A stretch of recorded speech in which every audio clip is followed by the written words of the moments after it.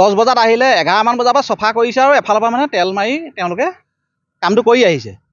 তো এনেকুৱা হৈছে যেতিয়া ঠিক সন্ধিয়া হ'লত তেওঁলোকে কামটো মানে আন্ধাৰে মুন্ধাৰে কৰি বহুত আগবাঢ়ি গুচি গ'ল। তো তাৰপিছত আমি কমপ্লেইন দিলোঁ যে হেৰিক আমাৰ মহৰীসকলক যে এনেকুৱা হৈছে।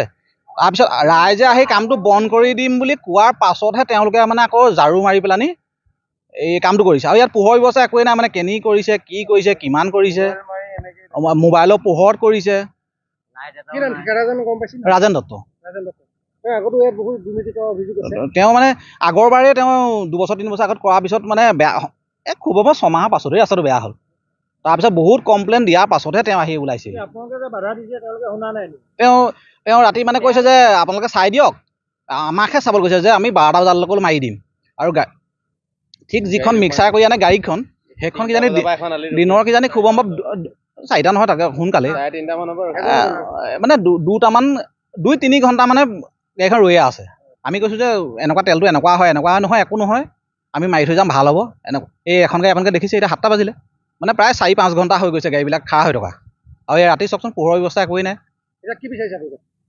আমাৰ মতে ৰাস্তাটো এবাৰ অলৰেডি বেয়া হ'লেই আকৌ এবাৰ সুবিধা আহিছে ৰাইজলৈ, আমাক ৰাস্তাটো খুব সুন্দৰকৈ বনাই থৈ যাব লাগে, আমি এইটোৱে বিচাৰিছোঁ। अन्नपूर्णा काव घी देश के हर एक खाने को लजीज बनाता है।